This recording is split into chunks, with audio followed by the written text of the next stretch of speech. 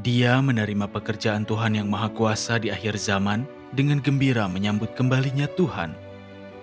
Suaminya yang percaya kebohongan partai komunis menindas dan menghalangi imannya. Partai tak akan mengizinkan agama. Jika kau ditangkap, keluarga kita akan terpecah belah. Dia menyerang, melukai, dan mengancam menceraikannya, bahkan mengancam mengusirnya dari rumah. Jika kau bersikeras mempertahankan imanmu, pergi dari rumah ini. Dicekik suaminya berkali-kali. Bagaimana dia mengandalkan Tuhan untuk melewati ini? Mari tonton video kesaksian siapa penyebab kehancuran keluarga kami untuk mengetahuinya.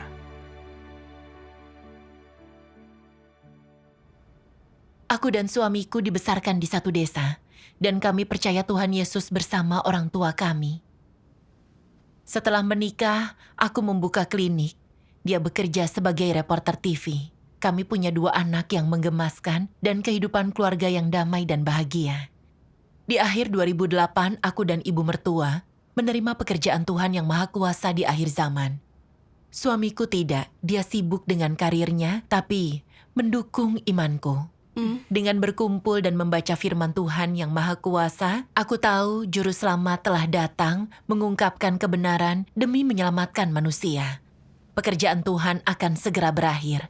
Hanya ini kesempatan kita diselamatkan. Ini kesempatan yang tak ternilai dan sekejap. Ku akan menyesal jika melewatkannya. Benar. Jadi, untuk menerapkan imanku dan mengemban tugas, aku menutup klinik dan mulai menyebarkan Injil.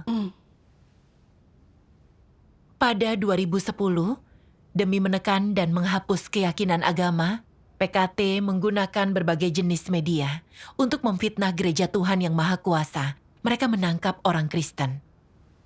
Takut aku akan melibatkannya, suamiku mulai menghalangi imanku.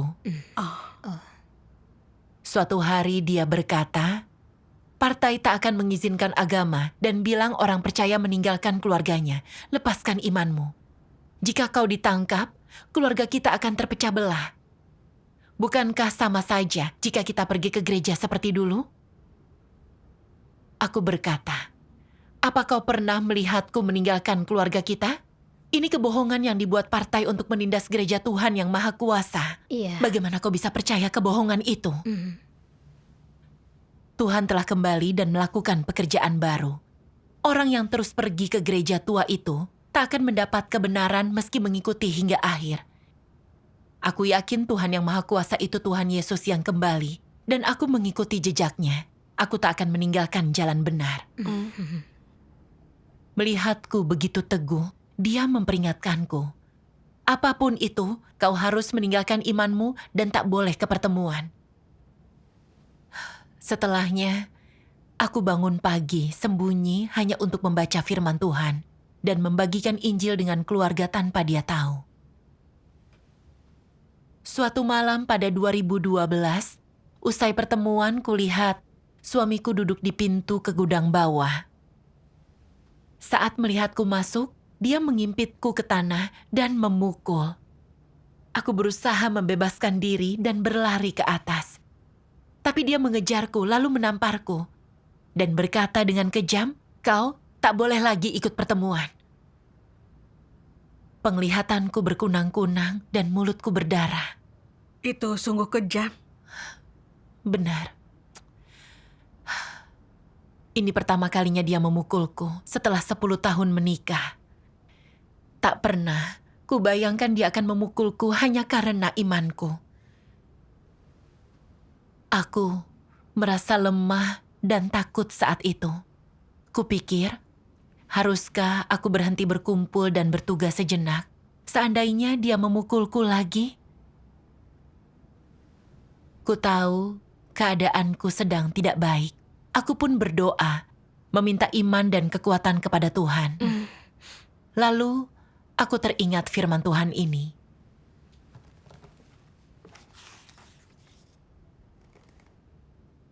Jangan takut akan ini dan itu. Engkau bisa tetap teguh di hadapanku apapun kesulitanmu. Tanpa ada halangan, agar kehendakku bebas terlaksana. Ini adalah tugasmu. Janganlah takut, Dengan dukunganku, siapa mampu menghalangi jalan ini? Ingatlah ini, semua yang terjadi adalah oleh maksud baikku dan semuanya berada dalam pengamatanku. Dapatkah engkau mengikuti firmanku dalam yang kau katakan dan lakukan? Saat ujian api menimpamu, akankah engkau berlutut dan berseru atau gemetar ketakutan tak mampu bergerak maju? Amin. Amin. Ya, semuanya berada di tangan Tuhan. Tanpa izin Tuhan, suamiku tak bisa berbuat apapun. Tuhan telah mengizinkan hal itu terjadi padaku. Jika aku tak berani bertugas karena takut dipukul, bukankah kesaksianku akan hilang? Iya. Aku harus teguh dalam kesaksianku meski ditindas. Terus kuikuti pertemuan dan bertugas seperti biasa. Menghadapi penindasan ini, kita harus berdoa dan membaca firman Tuhan agar punya iman dan kekuatan. Iya Ya. benar. Akhir 2012, penindasan PKT terhadap Gereja Tuhan Yang Maha Kuasa makin menggila. Mereka menangkap umat pilihan Tuhan secara massal. Suatu hari, aku dan beberapa yang lain ditangkap saat sedang berkumpul. Mereka menahanku selama 10 hari karena mengganggu ketertiban sosial. Saat pulang setelah bebas, suamiku sangat marah. Apa kau tahu? Bos dan rekanku bertanya soal kau yang ditangkap karena imanmu. Aku harus menyembunyikan mukaku. Sungguh memalukan. Aku berkata, punya iman itu benar dan wajar. Berkumpul dan membagikan Injil itu hal yang terhormat. Partai yang jahat bersikeras menangkap orang Kristen.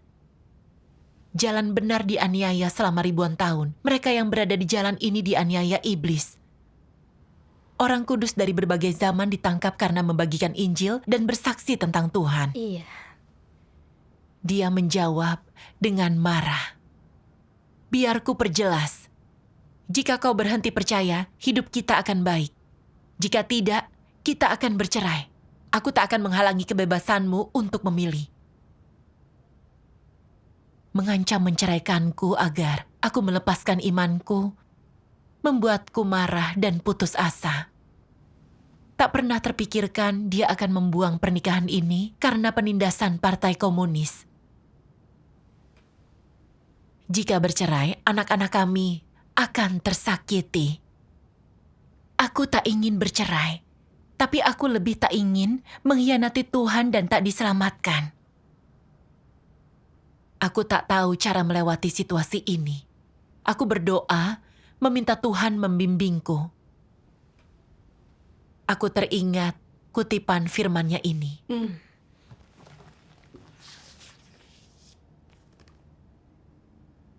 Dalam setiap langkah pekerjaan yang Tuhan lakukan di diri manusia, dari luar pekerjaan itu terlihat seperti interaksi antara manusia, seakan lahir dari pengaturan atau campur tangan manusia. Di balik layar semuanya adalah pertaruhan antara iblis dan Tuhan, menuntut orang menjadi kesaksian bagi Tuhan. Ketika Ayub diuji, iblis bertaruh dengan Tuhan di balik layar. Yang terjadi pada Ayub adalah perbuatan dan campur tangan manusia. Di balik setiap langkah pekerjaan yang Tuhan lakukan di dalam dirimu adalah pertaruhan antara iblis dengan Tuhan. Di balik semua itu ada peperangan. Amin. Amin. Firman Tuhan membuatku sadar. Meski suamiku tampak seperti menindasku, di balik itu iblis menggunakan dia untuk menahan dan memaksaku mengkhianati Tuhan dan kehilangan kesempatan diselamatkan. Tak bisa kubiarkan rencana iblis menang. Bimbingan firman Tuhan membuat kita bisa melihat tipu daya iblis. Benar. Ya. Suamiku hanya menghalangiku karena dia percaya rumor PKT. Jika aku menyingkap kebohongan mereka dan dia memahaminya, mungkin dia akan berhenti menindasku. Jadi aku berkata, pencemaran nama baik Gereja Tuhan Yang Maha Kuasa hanya rumor yang mereka buat. Sebagai reporter, bukankah kau tahu kisah sebenarnya dari berita palsu partai? Bukankah kau selalu bilang partai tak bisa dipercaya? Siapa kenalan kita yang percaya Tuhan yang Maha Kuasa meninggalkan keluarganya? Aku sudah lama beriman. Aku mengurus orang tua dan anak-anak dengan baik, kan? Dia tak bisa membantahku. Jadi hanya berkata dengan marah, "Ternyata kau tak mau mengalah. Baiklah, silakan percaya Tuhanmu." Lalu dia membanting pintu dan pergi.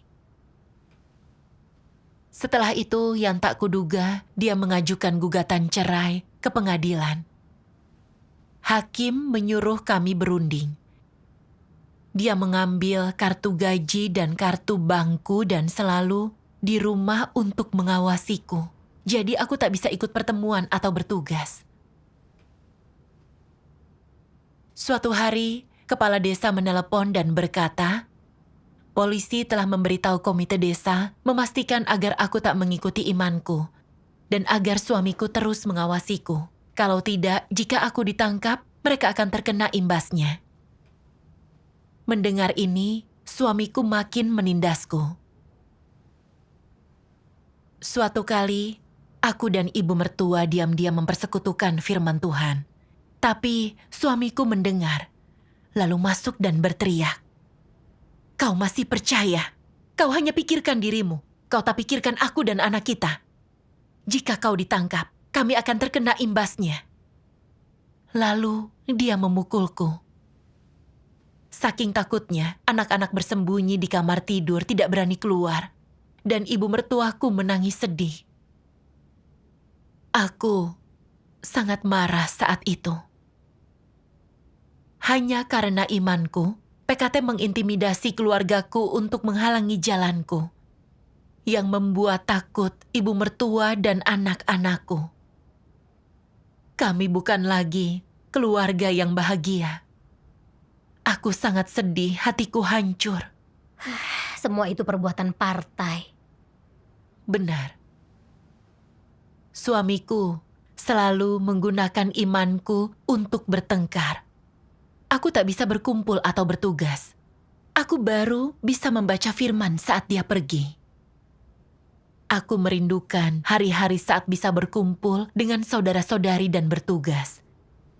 Tapi kini rumahku telah menjadi penjara.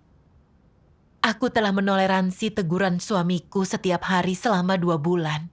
Aku sangat sedih dan tertekan. Aku tak tahu kapan ini berakhir. Saat penderitaanku tak tertahankan, aku berdoa. Tuhan yang Maha Kuasa, aku sangat kesakitan dan menderita. Aku tak tahu cara melewati situasi ini. Mohon beri pencerahan agar aku paham kehendak-Mu. Aku membaca firman Tuhan setelah berdoa. Tuhan yang Maha Kuasa berfirman, selama ribuan tahun, negeri ini telah menjadi negeri yang najis. Negeri ini tak tertahankan kotornya, penuh kesengsaraan, hantu merajalela di mana-mana, menipu dan menyesatkan, membuat tuduhan tak berdasar, dengan buas dan kejam menginjak-injak kota hantu ini dan meninggalkannya penuh dengan mayat. Bau busuk menyelimuti negeri ini dan memenuhi udara dengan pekatnya, dan tempat ini dijaga ketat. Siapa yang bisa melihat dunia di balik langit? Iblis mengikat erat seluruh tubuh manusia. Ia menutupi kedua matanya dan membungkam mulutnya rapat-rapat. Raja Iblis telah mengamuk selama beberapa ribu tahun sampai sekarang, di mana ia terus mengawasi kota hantu ini dengan saksama, seakan-akan ini adalah istana setan yang tak bisa ditembus. Sementara itu, gerombolan anjing penjaga ini menatap dengan mata liar penuh ketakutan kalau-kalau Tuhan akan menangkap mereka saat tidak waspada dan memusnahkan mereka semua, sehingga mereka tidak lagi memiliki tempat untuk merasakan kedamaian dan kebahagiaan. Bagaimana mungkin penduduk kota hantu seperti ini pernah melihat Tuhan? Pernahkah mereka menikmati keindahan dan kasih Tuhan? Pemahaman apa yang mereka miliki tentang masalah dunia manusia? Siapakah di antara mereka yang mampu memahami kehendak Tuhan yang penuh hasrat? Maka tidaklah mengherankan bahwa inkarnasi Tuhan tetap sepenuhnya tersembunyi bagi mereka. Di tengah masyarakat yang gelap seperti ini, di mana iblis begitu kejam dan tidak manusiawi, bagaimana mungkin Raja Iblis yang menghabisi orang-orang tanpa mengedipkan matanya, menoleransi keberadaan Tuhan yang penuh kasih, baik dan juga kudus? Bagaimana mungkin ia akan menghargai dan menyambut kedatangan Tuhan dengan gembira? Para antek ini, mereka membalas kebaikan dengan kebencian. Sejak dahulu mereka mulai memperlakukan Tuhan sebagai musuh. Mereka menyiksa Tuhan, mereka luar biasa buasnya, mereka sama sekali tidak menghargai Tuhan, mereka merampas dan merampok. Mereka sudah sama sekali kehilangan hati nurani, mereka sepenuhnya mengabaikan hati nuraninya, dan mereka menggoda orang tidak bersalah agar tidak sadar. Nenek moyang, pemimpin yang dikasihi, mereka semuanya menentang Tuhan. Tindakan ikut campur mereka membuat segala sesuatu di kolong langit ini menjadi gelap dan kacau. Kebebasan beragama, hak dan kepentingan yang sah bagi warga negara, semua itu hanya tipu muslihat untuk menutupi dosa. Amin. Firman Tuhan menunjukkanku, Partai Komunis itu perwujudan iblis yang datang ke bumi. Mereka berkata kebebasan beragama ke dunia luar, tapi di balik itu menentang Tuhan dan menindas umat pilihannya. Iya. Di akhir zaman, Tuhan menyatakan kebenaran demi menyelamatkan manusia. Partai takut jika orang membaca firman Tuhan yang Maha Kuasa, mereka akan paham kebenaran dan melihat wajah jahat partai, lalu menolak dan meninggalkannya. Lalu ambisinya untuk mengendalikan rakyat akan hancur. Itu kenapa partai sangat marah dan secara brutal mengejar Kristus, menangkap dan menganiaya umat pilihan Tuhan. Partai mengarang berbagai kebohongan untuk menjebak dan memfitnah gereja Tuhan yang Maha Kuasa. Menyesatkan orang yang tak tahu kebenaran agar tak berani menerima jalan benar. Banyak anggota keluarga Kristen percaya kebohongan mereka dan turut menganiaya umat pilihan Tuhan. Pada akhirnya, karena melawan Tuhan, mereka juga akan masuk neraka. Iya, Partai Komunis sangat tercela dan jahat. benar.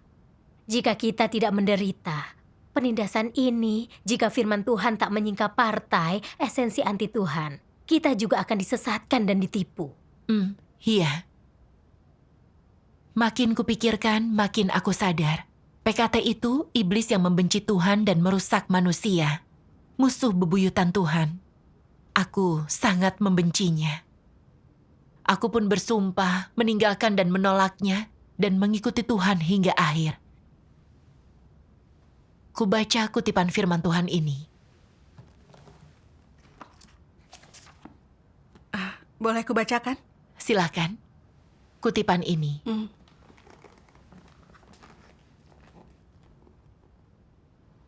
Si naga merah yang sangat besar menganiaya Tuhan dan ia adalah musuhnya. Oleh karena itu di negeri ini, orang percaya menjadi sasaran penghinaan dan penindasan. Karena dimulai di sebuah negeri yang melawan Tuhan, semua pekerjaan Tuhan menghadapi rintangan yang luar biasa dan memenuhi sekian banyak firman-Nya membutuhkan waktu. Akibatnya orang dimurnikan sebagai hasil dari firman Tuhan yang juga adalah bagian dari penderitaan. Teramat sulit bagi Tuhan untuk menjalankan pekerjaannya di negeri si naga merah yang sangat besar. Tapi lewat kesulitan ini, Tuhan melakukan satu tahap pekerjaannya, menunjukkan hikmat-Nya, perbuatannya yang menakjubkan, dan menggunakan kesempatan ini untuk menyempurnakan kelompok orang ini. Amin. Amin. Dari firman Tuhan aku tahu, Karena partai melawan Tuhan dan menjadi musuhnya, orang percaya di Tiongkok akan menderita penindasan dan kesulitan besar. Ini sudah ditetapkan Tuhan. Tuhan gunakan lingkungan ini untuk menyempurnakan iman kita dan agar kita mengenali naga merah yang sangat besar dan dapat membenci dan menolaknya dan tak lagi disesatkan olehnya. Iya. Namun aku tak tahu kehendak Tuhan. Aku negatif, mengeluh penderitaan, dan tak mencari kebenaran atau memetik pelajaran. Aku sangat memberontak.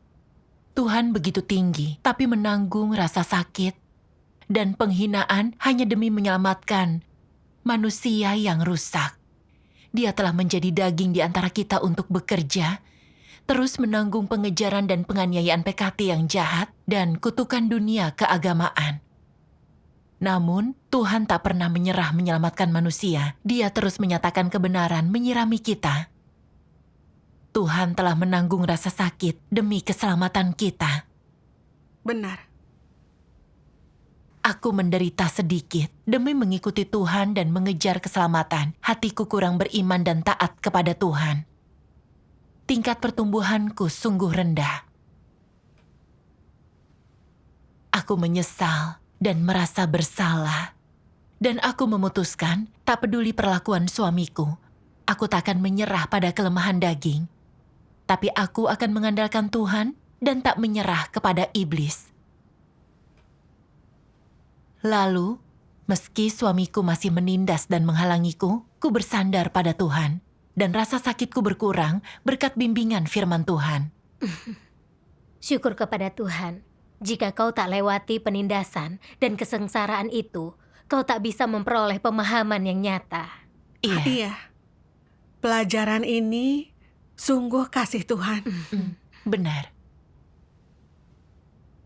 Suatu kali, saat suamiku tahu aku membagikan Injil dengan temanku, dia pulang dan marah. Partai berkata khotbahmu menghancurkan keluarga. Kuperingatkan, sebaiknya kau berhenti menginjili teman-temanmu, atau aku tak bisa menanggung rasa malu. Dia juga menghujat Tuhan. Aku geram melihat tatapannya yang membenci Tuhan. Kami membagikan Injil agar orang punya iman dan diselamatkan Tuhan. Tapi partai membalikan semuanya. Mereka mengarang kebohongan bahwa kami memecah keluarga. Itu jahat dan tak tahu malu. Benar. PKT bekerja melawan Tuhan, menangkap orang percaya, sehingga banyak orang Kristen yang ditangkap. Banyak orang Kristen yang kabur agar tak ditangkap, tak bisa pulang. Banyak keluarga hancur, orang tua dan anak terpisah. Partai penyebab kehancuran semua keluarga Kristen itu. Melihat suamiku percaya semua kebohongan partai, sangat membenci Tuhan dan orang beriman, mengingatkanku akan firman Tuhan. Siapapun yang tidak percaya Tuhan yang berinkarnasi adalah orang jahat dan terlebih lagi akan dimusnahkan. Siapakah iblis, siapakah setan-setan, dan siapa lagi musuh Tuhan, kalau bukan para penentang yang tidak percaya Tuhan? Mengapa suami mengasihi istrinya, dan mengapa istri mengasihi suaminya? Mengapa anak-anak berbakti kepada orang tuanya? Mengapa orang tua menyayangi anak-anak mereka? Niat macam apa yang dimiliki orang? Bukankah niat mereka untuk memuaskan rencana dan keinginan egois mereka? Amin. Firman Tuhan menunjukkan natur dan esensi suamiku yang menentang Tuhan. Aku punya iman dan membagikan Injil, jadi dia berusaha menindas dan menghentikanku, serta menghujat Tuhan. Dari luar terlihat ditujukan kepadaku, tapi faktanya dia membenci kebenaran dan Tuhan. Sebelumnya, tak kulihat esensi suamiku.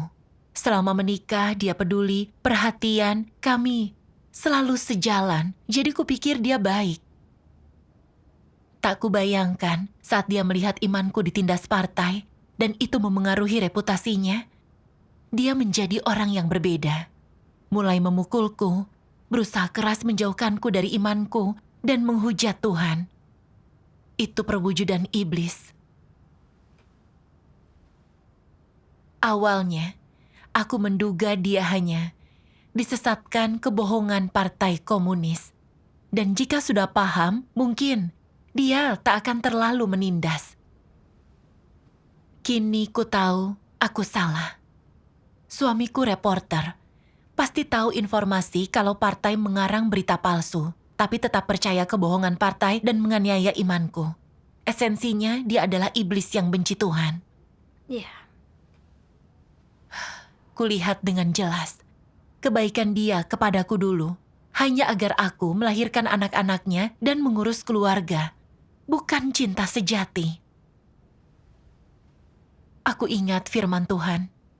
Orang percaya dan orang tidak percaya tidak sesuai. Mereka saling bertentangan.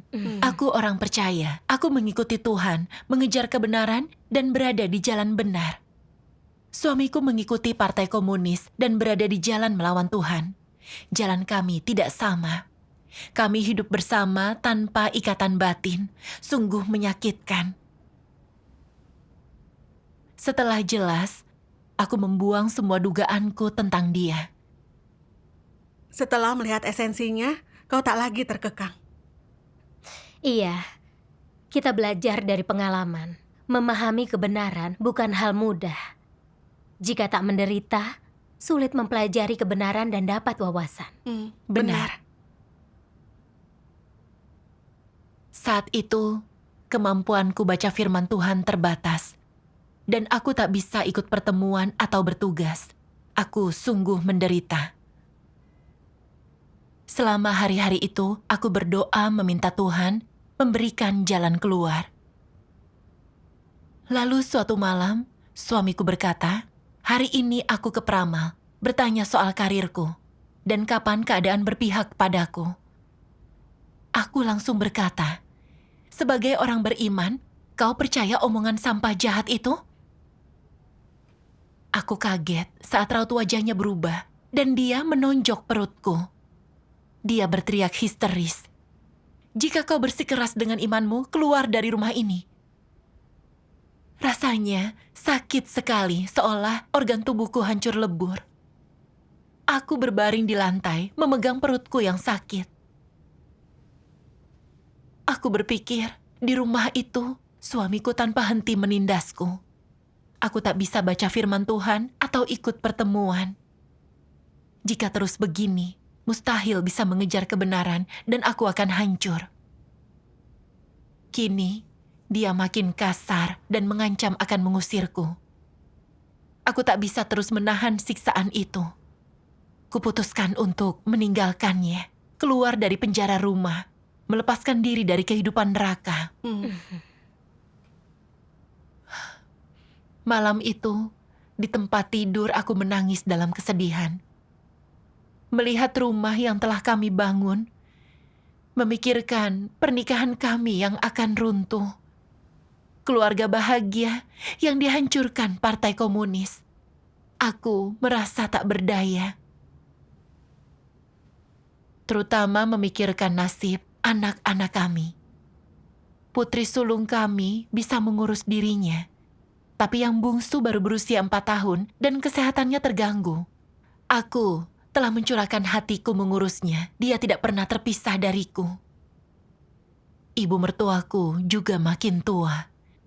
Siapa yang akan mengurus anak-anak jika kami bercerai?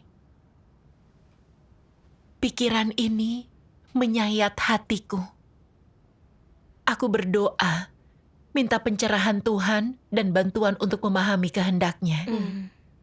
Lalu, aku teringat firman Tuhan.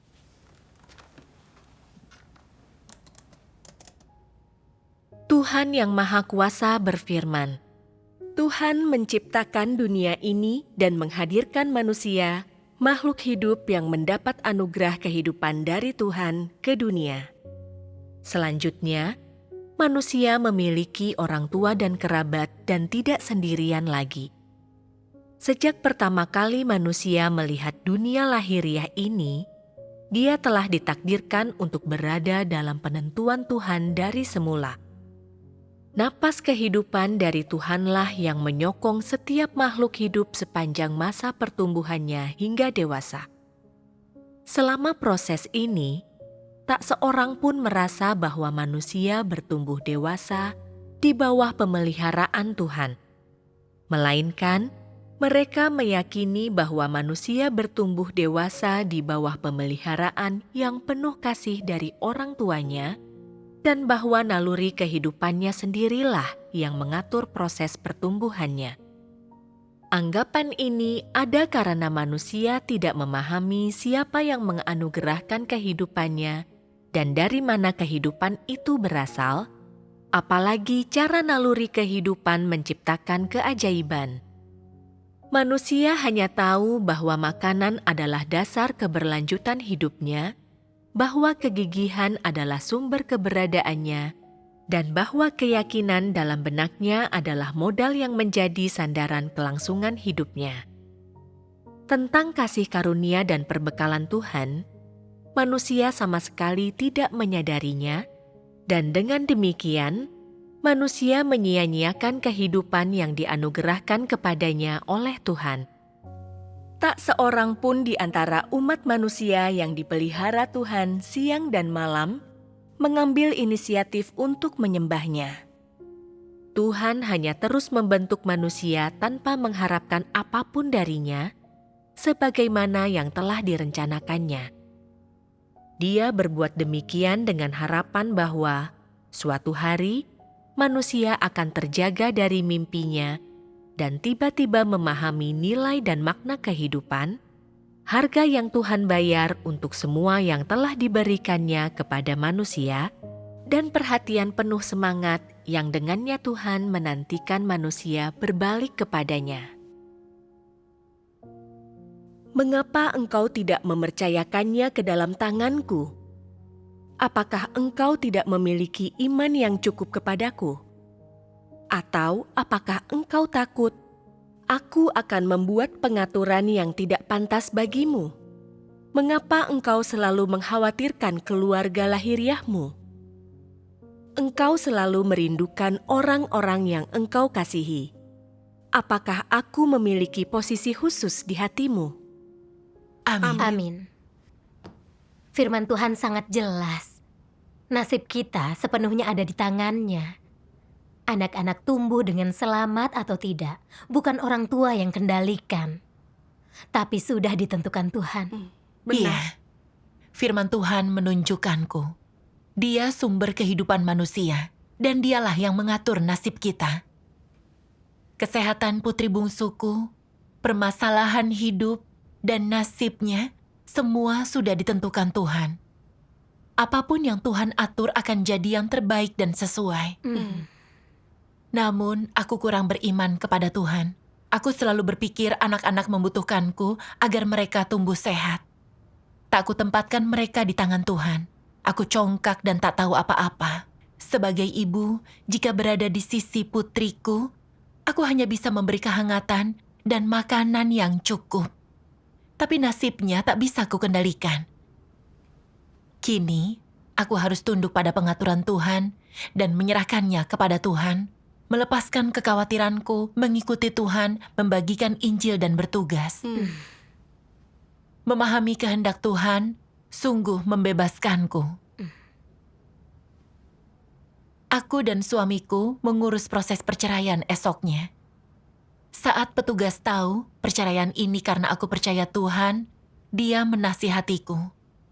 Karena ini tentang agama, setelah tanda tangan, kau akan kehilangan suami, anak-anak, dan rumahmu. Sebaiknya kau yakin. Mendengar ini, aku merasa berat hati.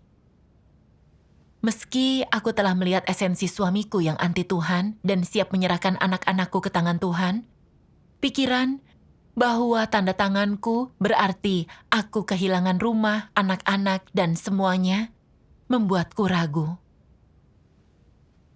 Sadar keadaanku tidak benar, aku berdoa dalam hati, lalu terpikir firman Tuhan ini.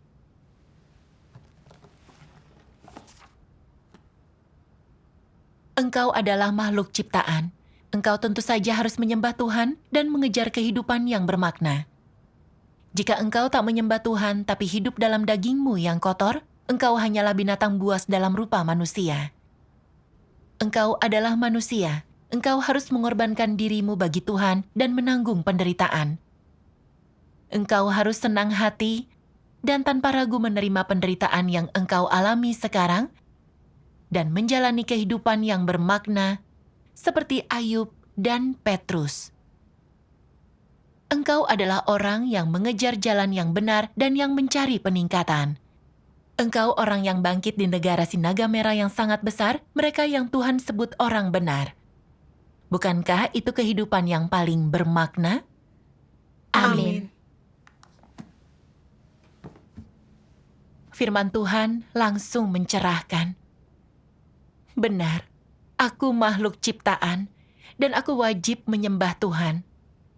Melepaskan semua demi mengikuti Tuhan, mengejar kebenaran, adalah jalan yang benar dalam hidup. Itu hidup yang paling berharga dan berarti. Iya.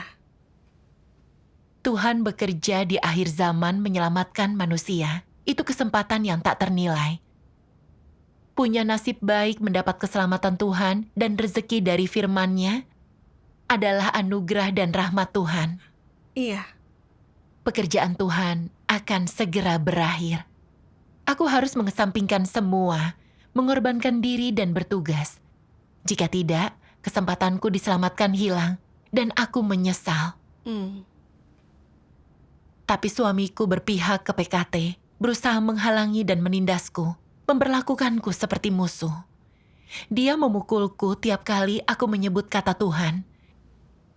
Selama di rumah itu, aku tak bisa membaca firman Tuhan atau mengikuti pertemuan. Hanya perceraian, cara bagiku untuk percaya dan mengikuti Tuhan. Hidup seperti itu akan terasa hampa, kan? Aku akan masuk neraka, dihukum bersama iblis. Dihadapkan dengan fakta, aku sadar. Suami dan rumahku bukanlah penopangku. Mereka alat, belenggu yang iblis pakai untuk menghancurkanku. Hanya Tuhan penopangku, dan hanya Dia rezeki bagi hidupku. Mengikuti Tuhan dan melakukan tugas makhluk ciptaan, hanya itu cara diselamatkan Tuhan dan punya tempat tujuan baik. Benar. Aku teringat Petrus, yang melepaskan diri dari orang tua agar memiliki iman memperoleh kebenaran. Dia lepaskan semua demi mengikuti Tuhan Yesus. Aku harus ikuti teladan Petrus, membebaskan diri dari belenggu suami jahatku dan mengikuti Tuhan yang Maha Kuasa. Syukur kepada Tuhan. Jadi, tanpa ragu ku tanda tangani surat cerai. Setelah itu tak sulit untuk percaya Tuhan dan melakukan tugasmu. Iya. Sesampainya di rumah, putri sulungku berkata, "Bu, percaya Tuhan itu hal benar, tapi melihat perlakuan ayah, aku tak ingin ibu menderita. Aku mendukung perceraian ibu." Perkataannya sungguh membesarkan hati.